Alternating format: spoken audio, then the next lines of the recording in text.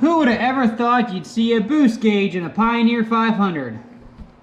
Well guys, unfortunately I've had to spend the last day or so in isolation while I await my COVID testing. I don't think I have it, but I had to run a nose the other day. I work in a public school, so gotta play it safe and go through that testing.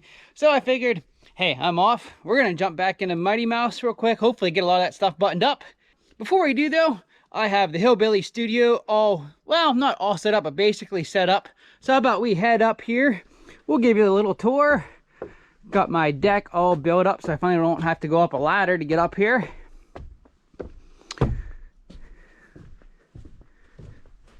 Here is the Hillbilly studio. So, as you can see, I've been spending my isolation from the rest of my family up in here.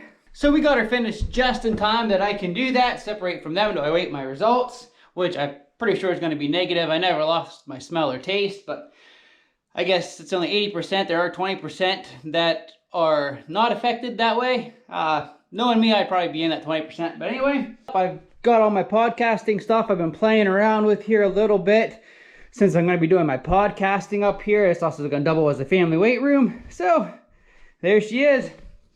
I'm super excited to get stuff set up so I can start my podcast. Couple questions for you guys real quick before we jump down and start working on Mighty Mouse. One, I still am taking name suggestions for the podcast. Looking for something that doesn't come right out and say, you know, a power sports or something along that lines, but something that's got a catchy sound to it that lets you know what it's going to be about without actually coming out and saying, you know, this is a power sports or a side-by-side or ATV. And if you happen to be the one that comes up with the name I pick, or if I get several, we'll do a poll on it and the winning name. Whoever comes up with it is going to get a bunch of free stuff from my Teespring store. We got t-shirts, we got coffee mugs. I don't know, we'll send you a bunch of goodies from there if you come up with the winning name. And the second question I have for you guys concerning my podcast, you think I should feature the video version on my regular YouTube channel here, or should I start a completely separate YouTube channel just for the podcast to kind of separate between the two? Since they are kind of two entirely different genres, should I keep it separate and do a separate YouTube channel just for my podcast? We'll call it AMR Podcast Channel or something along that lines.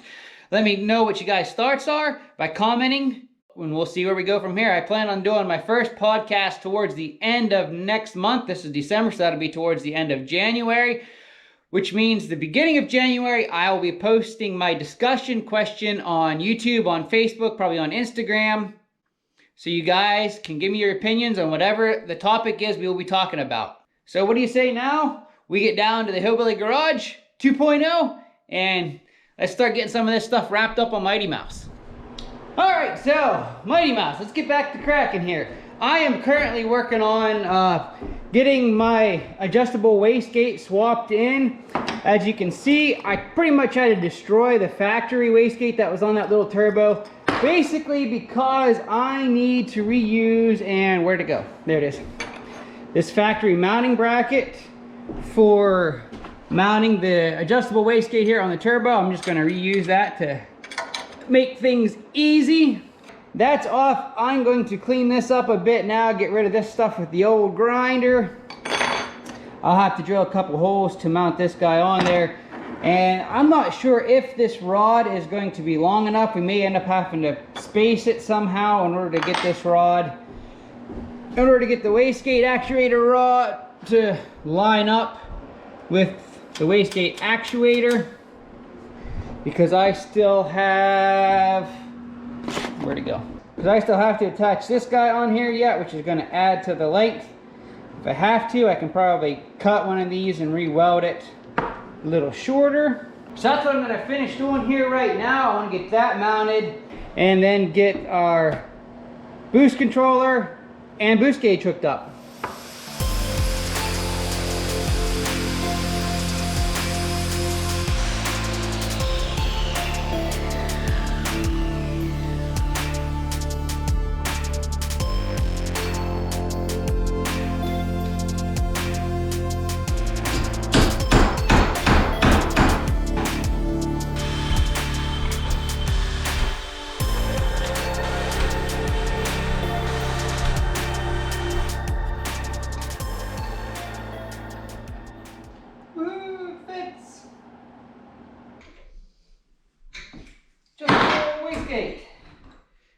and let's make sure we have enough clearance to get around the turbo.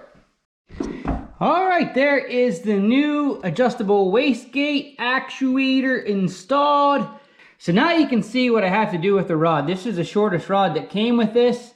As you can see, we're a good inch and a half off here. So I think what I'm gonna do, since this comes off, is I should be able just to take a die and recut these threads on back.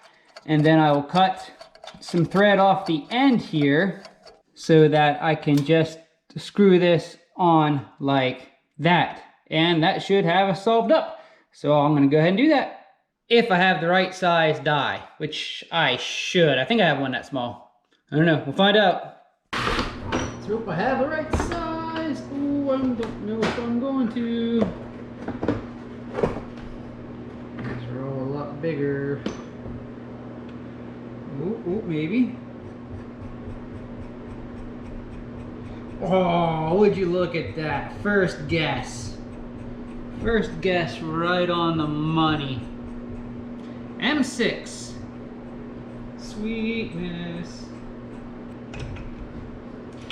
Good old Harvey Freight. Coming to the rescue again.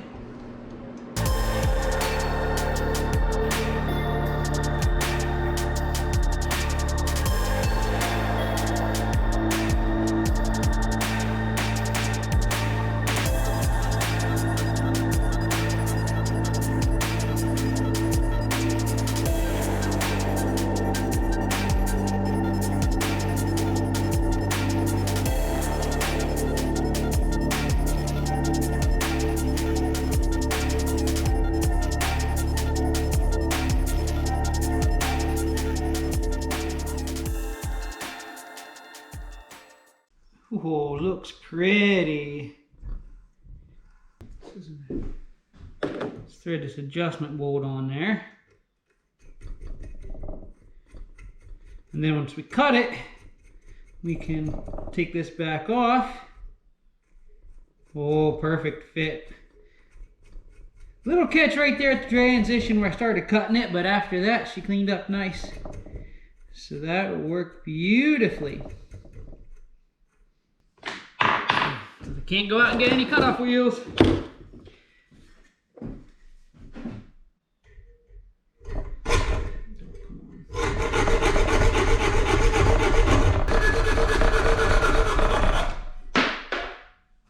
Probably actually could have kept the die down there and twisted it back off, but this works too.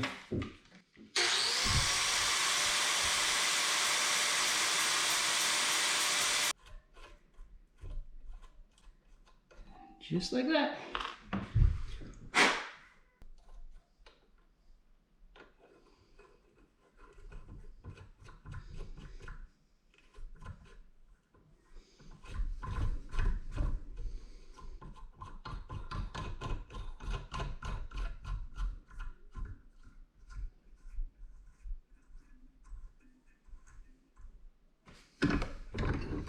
There she is. All right, that worked beautifully. We got our adjustable wastegate back on. I cut my threads enough. I got a little play here to get this to line up where we need to be. And we'll be good. I just need to get a pin for in there. That'll work. So since this is plumbed in, let's go ahead, and I think the next thing I'm gonna do is plumb my adjustable weight or my boost controller in. And I was playing around yesterday. I think I'm going to put it right here where I can reach it easily while sitting back in the seat if I'm strapped in with my harnesses. This does not interfere with my legs. I've already put the seat in and made sure it was out of the way. I can still get to the parking brake all right. So we're going to mount this right here, and then I'm going to put a boost gauge, a mechanical boost gauge right there in the dash. Now the POD from DynoJet that I'm going to be installing here will tell us our boost pressure here at the manifold via this map sensor. But I also want to have the mechanical boost gauge in there to tell me what my PSI is at the turbo.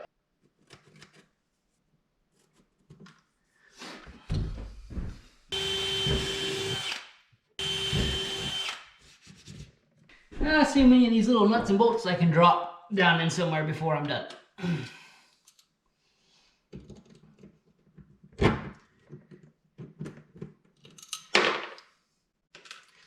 Already starting off good. These holes slightly smaller than the bolts, so I can kind of screw them in to help hold until I get the nuts and bolts on the other side. Nice thing about going through plastic like that, you can do that. Now it's time for me to drop the stuff. Oh, contort in here. Ooh, that's hard to see. Got that one. Oh, I didn't drop any of that. Wow, it's a miracle! I didn't drop any of them. I probably should have drilled a hole for my line that's going to run up to my boost gauge though.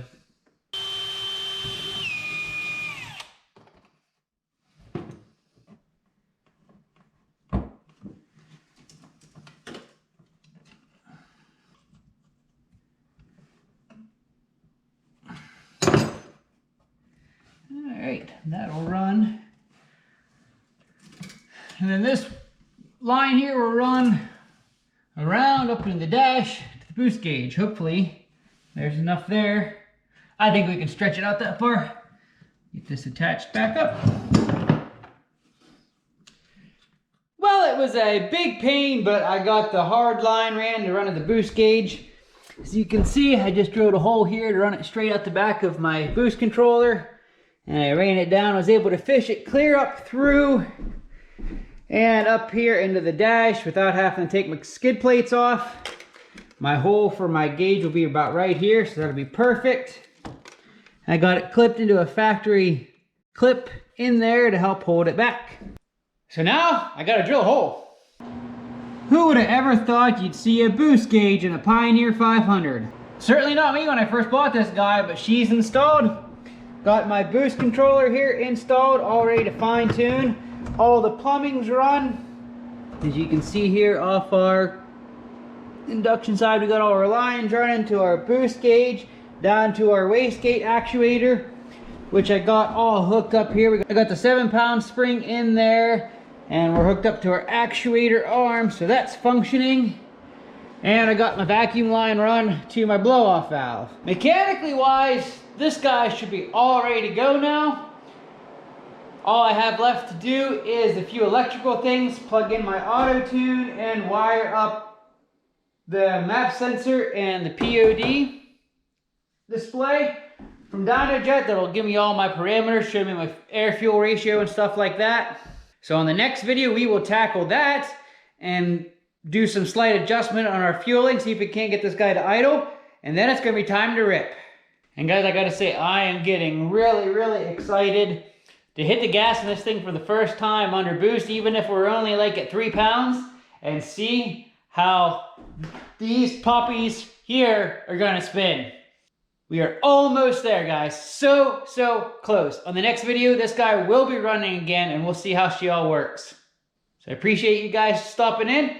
I appreciate your feedback and your excitement on this Pioneer 500 turbo build. You guys are just as excited, if not more than I am for this guy. And until next time, keep on riding.